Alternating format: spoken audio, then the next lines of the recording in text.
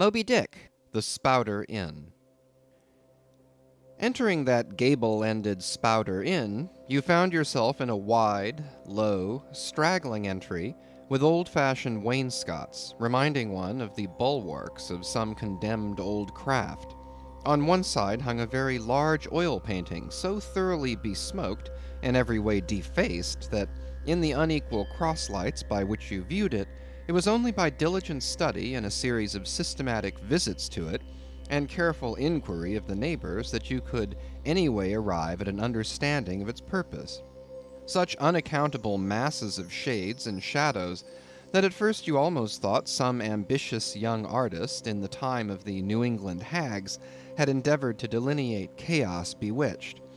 But by dint of much and earnest contemplation and oft-repeated ponderings, and especially by throwing open the little window towards the back of the entry, you might at last come to the conclusion that such an idea, however wild, might not be altogether unwarranted. But what most puzzled and confounded you was a long, limber, portentous black mass of something hovering at the center of the picture, over three blue, dim, perpendicular lines floating in a nameless yeast. A boggy, soggy, squitchy picture, truly, enough to drive a nervous man distracted. Yet was there a sort of indefinite, half-attained, unimaginable sublimity about it that fairly froze you to it, till you involuntarily took an oath with yourself to find out what that marvelous painting meant. Ever and anon a bright but, alas, deceptive idea would dart you through. It's the Black Sea in a midnight gale. It's the unnatural combat of the four primal elements. It's a blasted heath. It's a Hyperborean winter scene. It's the breaking up of the icebound stream of time. But at last all these fancies yielded to that one portentous something in the picture's midst. That once found out, and all the rest were plain. But stop. Does it not bear a faint resemblance to a gigantic fish? Even the great Leviathan himself? In fact, the artist's design seemed this, a final theory of my own, partly based upon the aggregated opinions of many aged persons with whom I conversed upon the subject. The picture represents a Cape Horner in a great hurricane, the half-foundered ship weltering there with its three dismantled masts alone visible, and an exasperated whale, purposing to spring clean over the craft, is in the enormous act of impaling himself upon the three mastheads. The opposite wall of this entry was hung over with a heathenish array of monstrous clubs and spears. Some were thickly set with glittering teeth resembling ivory saws, others were tufted with knots of human hair, and one was sickle-shaped, with a vast handle sweeping round like the segment made in the new-mown grass by a long-armed mower. You shuddered as you gazed, and wondered what monstrous cannibal and savage could ever have gone a death-harvesting with such a hacking, horrifying implement. Mixed with these were rusty old whaling lances and harpoons all broken and deformed. Some were storied weapons. With this once long last, now wildly elbowed, 50 years ago did Nathan Swain kill 15 whales between a sunrise and a sunset, and that harpoon, so like a corkscrew now, was flung in the Javan seas and run away with by a whale years afterwards slain off the Cape of Blanco. The original iron entered nigh the tail, and, like a restless needle sojourning in the body of a man, travelled full 40 feet, and at last was found embedded in the hump. Crossing this dusky entry, and on through yon low-arched way, cut through what in old times must have been a great central chimney with fireplaces all round, you enter the public room. A still duskier place is this, with such low, ponderous beams above, and such old wrinkled planks beneath, that you would almost fancy you trod some old craft's cockpits, especially of such a howling night when this corner-anchored old ark rocked so furiously. On one side stood a long, low, shelf-like table covered with cracked glass cases, filled with dusty rarities gathered from this wide world's remotest nooks. Projecting from the further angle of the room stands a dark-looking den, the bar, a rude attempt at a right whale's head. Be that how it may, there stands the vast arched bone of the whale's jaw, so wide a coach might almost drive beneath it. Within are shabby shelves, ranged round with old decanters, bottles, flasks, and in those jaws of swift destruction, like another cursed Jonah, by which name indeed they called him, bustles a little withered old man, who, for their money, dearly sells the sailors deliriums and death. Abominable are the tumblers into which he pours his poison. Though true cylinders without, within the villainous green goggling glasses deceitfully tapered downwards to a cheating bottom. Parallel meridians rudely pecked into the glass surround these footpads goblets. Fill to this mark, and your charge is but a penny. To this, a penny more, and so on to the full glass, the Cape Horn measure which you may gulp down for a shilling. Upon entering the place, I found a number of young seamen gathered about a table, examining by a dim light the divers specimens of scrimshander. I sought the landlord, and telling him I desired to be accommodated with a room, received for answer that his house was full, not a bed unoccupied. "But avast," he added, tapping his forehead, "you hain't no objections to sharing a harpooneer's blanket, have ye? I suppose you're going a whaling, so you better get used to that sort of thing." I told him that I never liked to sleep two in a bed, that if I should ever do so, it would depend upon who the harpooneer might be, and that if he, the landlord, really had no other place for me, and the harpooneer was not decidedly objectionable, why, rather than wander further about a strange town on so bitter a night, I would put up with the half of any decent man's blanket. "I thought so. All right, take a seat. Supper? You want supper? Supper'll be ready directly." I sat down on an old wooden settle, carved all over like a bench on the battery. At one end, a ruminating tar was still further adorning it with his jackknife, stooping over and diligently working away at the space between his legs. He was trying his hand at a ship under full sail, but he didn't make much headway, I thought. At last, some 4 or 5 of us were summoned to our meal in an adjoining room. It was cold as Iceland, no fire at all. The landlord said he couldn't afford it. Nothing but 2 dismal tallow candles, each in a winding sheet. We were fain to button up our monkey jackets and hold to our lips cups of scalding tea with our half-frozen fingers. But the fare was of the most substantial kind. Not only meat and potatoes, but dumplings, good heavens! Dumplings for supper. One young fellow in a green box coat addressed himself to these dumplings in a most direful manner. "My boy," said the landlord, "you'll have the nightmare to a dead certainty." "Landlord," I whispered, "that ain't the harpooneer, is it?" "Oh no," said he, looking sort of diabolically funny. "The harpooneer is a dark-complexioned chap. He never eats dumplings, he don't. He eats nothing but steaks, and he likes 'em rare." "The devil he does," says I. "Where is that harpooneer? Is he here?" "He'll be here 'fore long," was the answer. I could not help it, but I began to feel suspicious of this dark-complexioned harpooneer. At any rate, I made up my mind that if it so turned out that we should sleep together, he must undress and get into bed before I did. Supper over, the company went back to the bar-room, when, knowing not what else to do with myself, I resolved to spend the rest of the evening as a looker-on. Presently a rioting noise was heard without.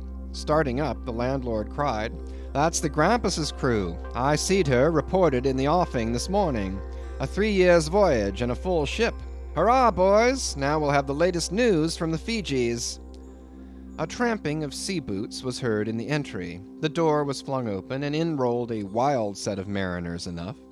Enveloped in their shaggy watch-coats, and with their heads muffled in woolen comforters, all bedarned and ragged, and their beards stiff with icicles, they seemed an eruption of bears from Labrador. They had just landed from their boat, and this was the first house they entered. No wonder, then, that they made a straight wake for the whale's mouth, the bar, when the wrinkled little old Jonah, there officiating, soon poured them out brimmers all round. One complained of a bad cold in his head, upon which Jonah mixed him a pitch-like potion of gin and molasses, which he swore was a sovereign cure for all colds and catarrhs whatever, never mind of how long-standing, or whether caught off the coast of Labrador or on the weather side of an ice island. The liquor soon mounted into their heads, as it generally does even with the errantest hoppers newly landed from sea, and they began capering about most obstreperously. I observed, however, that one of them held somewhat aloof, and though he seemed desirous not to spoil the hilarity of his shipmates by his own sober face, yet upon the whole he refrained from making as much noise as the rest. This man interested me at once, and since the sea gods had ordained that he should soon be my shipmate, though but a sleeping partner one so far as this narrative is concerned, I will here venture upon a little description of him. He stood a full 6 feet in height, with noble shoulders, and a chest like a cofferdam. I have seldom seen such brawn in a man. His face was deeply brown and burnt, making his white teeth dazzling by the contrast, while in the deep shadows of his eyes floated some reminiscences that did not seem to give him much joy. His voice at once announced that he was a southerner, and from his fine stature I thought he must be one of those tall mountaineers from the Alleghanian Ridge in Virginia. When the revelry of his companions had mounted to its height, this man slipped away unobserved, and I saw no more of him till he became my comrade on the sea. In a few minutes, however, he was missed by his shipmates, and being, it seems, for some reason a huge favorite with them, they raised a cry of "Bulkington! Bulkington! Where's Bulkington?" and darted out of the house in pursuit of him. It was now about 9 o'clock, and the room seeming almost supernaturally quiet after these orgies, I began to congratulate myself upon a little plan that had occurred to me just previous to the entrance of the seamen. No man prefers to sleep two in a bed.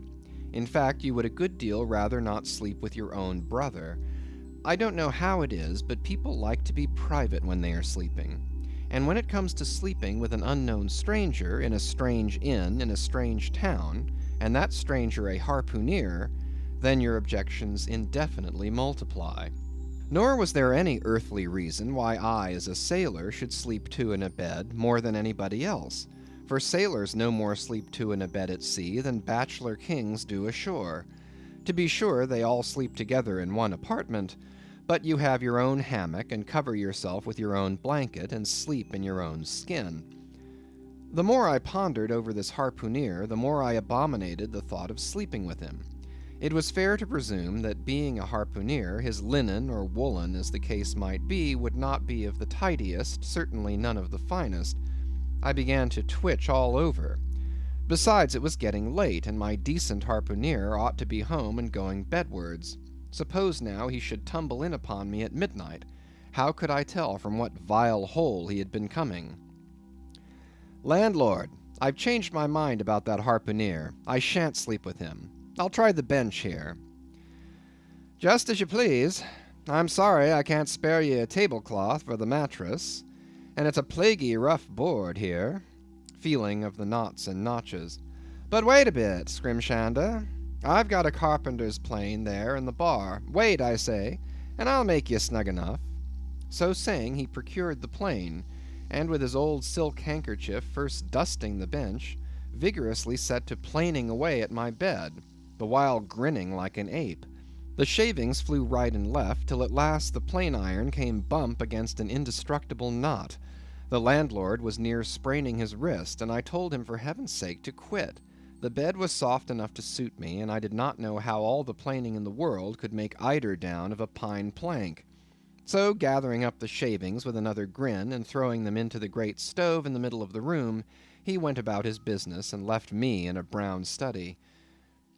I now took the measure of the bench, and found that it was a foot too short, but that could be mended with a chair.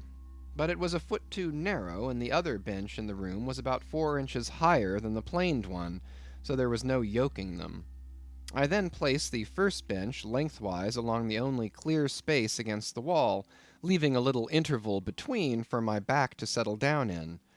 But I soon found that there came such a draught of cold air over me from under the sill of the window that this plan would never do at all, especially as another current from the rickety door met the one from the window, and both together formed a series of small whirlwinds in the immediate vicinity of the spot where I had thought to spend the night. The devil fetch that harpooneer, thought I. But stop, couldn't I steal a march on him? Bolt his door inside, and jump into his bed, not to be wakened by the most violent knockings? It seemed no bad idea, but upon second thoughts I dismissed it. For who could tell but what the next morning, so soon as I popped out of the room, the harpooneer might be standing in the entry, all ready to knock me down. Still, looking round me again, and seeing no possible chance of spending a sufferable night unless in some other person's bed, I began to think that after all I might be cherishing unwarrantable prejudices against this unknown harpooneer. Thinks I, I'll wait a while. He must be dropping in before long. I'll have a good look at him then, and perhaps we may become jolly good bedfellows after all. There's no telling. But though the other boarders kept coming in by ones, twos, and threes, and going to bed, yet no sign of my harpooneer. "Landlord," said I, "what sort of chap is he? Does he always keep such late hours?" It was now hard upon 12 o'clock. The landlord chuckled again with his lean chuckle, and seemed to be mightily tickled at something beyond my comprehension. "No," he answered, "generally he's an early bird, early to bed and early to rise. Yes, he's the bird what catches the worm. But tonight he went out a-peddling, you see, and I don't see what on earth keeps him so late, unless, maybe, he can't sell his head." "Can't sell his head? What sort of a bamboozlingly story is this you're telling me?" Getting into a towering rage. "Do you pretend to say, landlord, that this harpooneer is actually engaged this blessed Saturday night, or rather Sunday morning, in peddling his head around town?" "That's precisely it," said the landlord, "and I told him he couldn't sell it here, the market's overstocked." "With what?" shouted I. "With heads, to be sure. Ain't there too many heads in the world?" "I tell you what it is, landlord," I said quite calmly, "you'd better stop spinning that yarn to me. I am not green." "Maybe not," taking a stick out and whittling a toothpick, "but I rather guess you'll be done brown if that 'ere harpooneer hears you a-slandering his head." "I'll break it for him," said I, now flying into a passion against this unaccountable farrago of the landlord's. "It's broke already," said he. "Broke," said I. "Broke, do you mean?" "Certain, and that's the very reason he can't sell it, I guess." "Landlord," said I, going up to him as cool as Mount Hecla in a snowstorm, "landlord, stop whittling. You and I must understand one another, and that too without delay. I come to your house and want a bed. You tell me you can only give me half of one, that the other half belongs to a certain harpooneer. And about this harpooneer, whom I have not yet seen, you persist in telling me the most mystifying and exasperating stories, tending to beget in me an uncomfortable feeling towards the man whom you design for my bedfellow. A sort of connection, landlord, which is an intimate and confidential one in the highest degree. I now demand of you to speak out and tell me who and what this harpooneer is, and whether I shall be in all respects safe to spend the night with him. And in the first place, you will be so good as to unsay that story about selling his head, which, if true, I take to be good evidence that this harpooneer is stark mad, and I've no idea of sleeping with a madman. And you, sir, you, I mean, landlord, you, sir, by trying to induce me to do so knowingly, would thereby render yourself liable to a criminal prosecution." "Well," said the landlord, fetching a long breath, "that's a pretty long sermon for a chap that rips a little now and then. But be easy, be easy. This here harpooneer I've been telling you of has just arrived from the South Seas, where he bought up a lot of bomb New Zealand heads, great curios, you know, and he sold all of 'em but one, and that one he's trying to sell tonight, 'cause tomorrow's Sunday, and it would not do to be selling human heads about the streets when folks is going to churches. He wanted to last Sunday, but I stopped him just as he was going out the door with 4 heads strung on a string, for all the earth like a string of onions. This account cleared up the otherwise unaccountable mystery and showed that the landlord after all had no idea of fooling me. But at the same time, what could I think of a harpooneer who stayed out of a Saturday night clean into the holy Sabbath, engaged in such a cannibal business as selling the heads of dead idolaters? Depend upon it, landlord, that harpooneer is a dangerous man. He pays regular, was the rejoinder. But come, it's getting dreadful late. You'd better be turning flukes.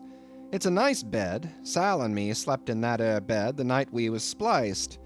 There's plenty of room for two to kick about in that bed. It's an almighty big bed, that. Why, afore we give it up, Sal used to put our Sam and little Johnny in the foot of it. But I got a dreamin' and sprawlin' about one night, and somehow Sam got pitched on the floor, and came near breaking his arm. After that, Sal said it wouldn't do. Come along here, I'll give you a glim in a jiffy. And so saying, he lighted a candle and held it towards me, offering to lead the way. But I stood irresolute. When looking at a clock in the corner, he exclaimed, I vomit Sunday. You won't see that harpooneer tonight. He's come to anchor somewhere. Come along, then. Do come, won't you come? I considered the matter a moment, and then upstairs we went. And I was ushered into a small room, cold as a clam, and furnished, sure enough, with a prodigious bed, almost big enough, indeed, for any 4 harpooneers to sleep abreast. There, said the landlord, placing the candle on a crazy old sea chest that did double duty as a washstand and center table. There, make yourself comfortable now, and good night to you. I turned round from eyeing the bed, but he had disappeared. Folding back the counterpane, I stood over the bed. Though none of the most elegant, it yet stood the scrutiny tolerable well. I then glanced round the room, and besides the bedstead and center table, could see no other furniture belonging to the place, but a rude shelf, the 4 walls, and a papered fireboard representing a man striking a whale. Of things not properly belonging to the room, there was a hammock lashed up and thrown upon the floor in one corner, also a large seaman's bag containing the harpooneer's wardrobe, no doubt in lieu of a land trunk. Likewise, there was a parcel of outlandish bone fishhooks on the shelf over the fireplace, and a tall harpoon standing at the head of the bed. But what is this on the chest? I took it up, and held it close to the light, and felt it, and smelt it, and tried every way possible to arrive at some satisfactory conclusion concerning it. I can compare it to nothing but a large doormat, ornamented at the edges with little tinkling tags, something like the stained porcupine quills round an Indian moccasin. There was a hole or slit in the middle of this mat, as you see the same in South American ponchos. But could it be possible that any sober harpooneer could get into a doormat and parade the streets of any Christian town in that sort of guise? I put it on to try it, and it weighed me down like a hamper, being uncommonly shaggy and thick, and I thought a little damp, as though this mysterious harpooneer had been wearing it of a rainy day. I went up to it in a bit of glass stuck against the wall, and I never saw such a sight in my life. I tore myself out of it in such a hurry that I gave myself a kink in the neck. I sat down on the side of the bed and commenced thinking about this head-peddling harpooneer and his doormat. After thinking some time on the bedside, I got up and took off my monkey jacket, and then stood in the middle of the room thinking. Then I took off my coat and thought a little more in my shirt sleeves. But beginning to feel very cold now, half undressed as I was, and remembering what the landlord said about the harpooneer's not coming home at all that night, it being so very late, I made no more ado, but jumped out of my pantaloons and boots, and then, blowing out the light, tumbled into bed, and commended myself to the care of heaven. Whether that mattress was stuffed with corn cobs or broken crockery, there is no telling, but I rolled about a good deal and could not sleep for a long time. At last I slid off into a light doze, and had pretty nearly made a good offing towards the land of Nod, when I heard a heavy footfall in the passage, and saw a glimmer of light come into the room from under the door. Lord save me, thinks I, that must be the harpooneer, the infernal head peddler. But I lay perfectly still, and resolved not to say a word till spoken to. Holding a light in one hand, and that identical New Zealand head in the other, the stranger entered the room. and without looking towards the bed, placed his candle a good way off from me on the floor in one corner, and then began working away at the knotted cords of the large bag I before spoke of as being in the room. I was all eagerness to see his face, but he kept it averted for some time while employed in unlacing the bag's mouth. This accomplished, however, he turned round, when, good heavens, what a sight! Such a face! It was of a dark purplish yellow color, here and there stuck over with large blackish-looking squares. Yes, it's just as I thought. He's a terrible bedfellow. He's been in a fight, got dreadfully cut, and here he is just from the surgeon. But at that moment he chanced to turn his face so towards the light that I plainly saw they could not be sticking plasters at all, those black squares on his cheeks. They were stains of some sort or other. At first I knew not what to make of this, but soon an inkling of the truth occurred to me. I remembered a story of a white man, a whaleman too, who, falling among the cannibals, had been tattooed by them. I concluded that this harpooneer in the course of his distant voyages must have met with a similar adventure. And what is it, thought I, after all? It's only his outside. A man can be honest in any sort of skin. But then, what to make of his unearthly complexion? That part of it, I mean, lying round about and completely independent of the squares of tattooing. To be sure, it might be nothing but a good coat of tropical tanning, but I never heard of a hot sun tanning a white man into a purplish yellow one. However, I had never been in the South Seas, and perhaps the sun there produced these extraordinary effects upon the skin. Now, while all these ideas were passing through me like lightning, this harpooneer never noticed me at all. But after some difficulty, having opened his bag, he commenced fumbling in it, and presently pulled out a sort of a tomahawk, and a sealskin wallet with the hair on. Putting these on the old chest in the middle of the room, he then took the New Zealand head, a ghastly thing enough, and crammed it down into the bag. He now took off his hat, a new beaver hat, when I came nigh singing out with fresh surprise. There was no hair on his head, none to speak of at least, nothing but a small scalp knot twisted upon his forehead. His bald, purplish head now looked for all the world like a mildewed skull. Had not the stranger stood between me and the door, I would have bolted out of it quicker than I ever bolted a dinner. Even as it was, I thought something of slipping out the window, but it was the second floor back. I am no coward, but what to make of this head-peddling purple rascal altogether passed my comprehension. Ignorance is the parent of fear, and being completely nonplussed and confounded about the stranger, I confessed I was now as much afraid of him as if it was the devil himself who had thus broken into my room in the dead of night. In fact, I was so afraid of him that I was not game enough just then to address him, and demand a satisfactory answer concerning what seemed inexplicable in him. Meanwhile, he continued the business of undressing, and at last showed his chest and arms.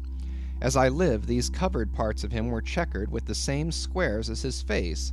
His back, too, was all over the same dark squares. He seemed to have been in a 30 years' war, and just escaped from it with a sticking-plaster shirt. Still more, his very legs were marked as if a parcel of dark green frogs were running up the trunks of young palms.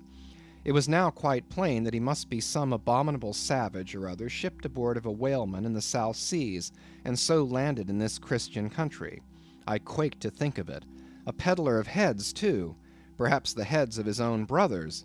He might take a fancy to mine. Heavens, look at that tomahawk! But there was no time for shuddering, for now the savage went about something that completely fascinated my attention, and convinced me that he must indeed be a heathen.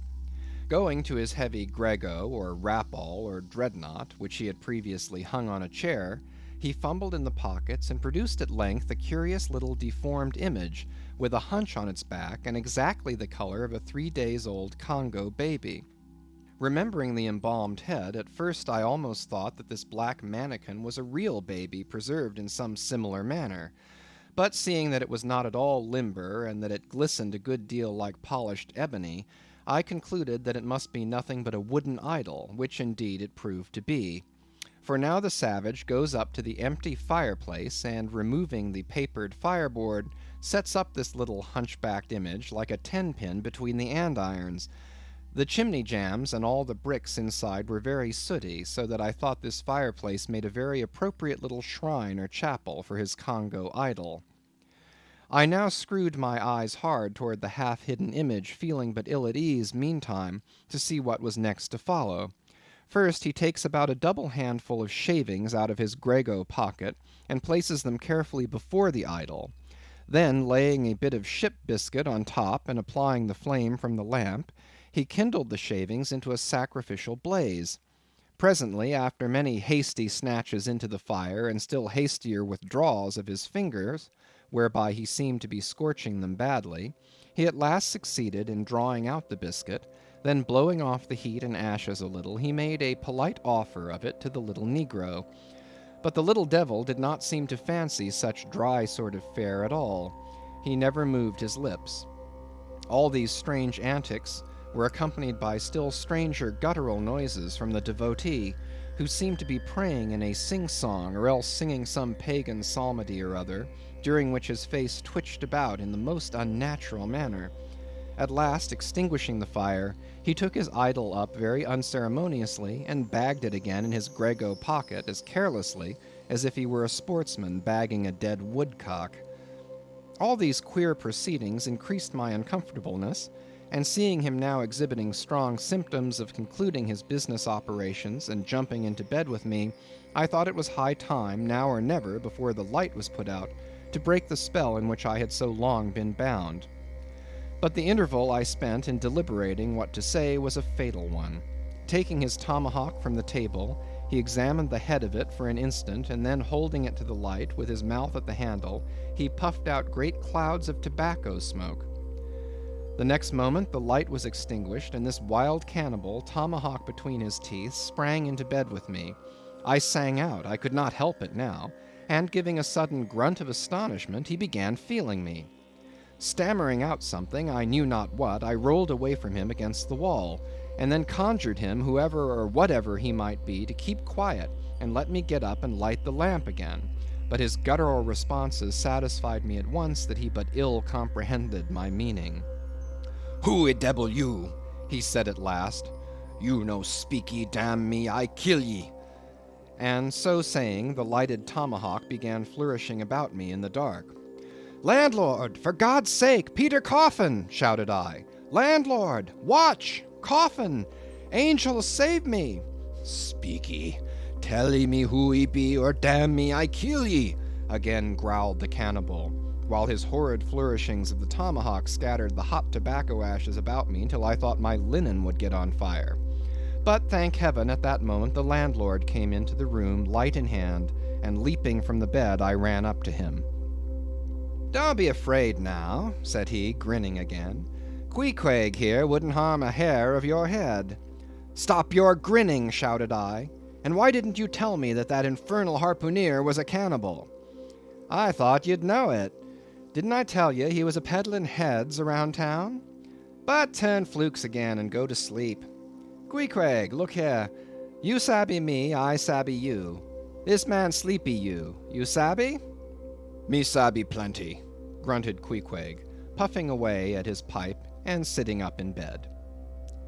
"You getty in," he added, motioning to me with his tomahawk, and throwing the clothes to one side. He really did this in not only a civil, but really a kind and charitable way. I stood looking at him a moment. For all his tattooings, he was on the whole a clean, comely-looking cannibal. What's all this fuss I have been making about, thought I to myself. The man's a human being just as I am. He has as much reason to fear me as I have to be afraid of him. Better sleep with a sober cannibal than a drunken Christian.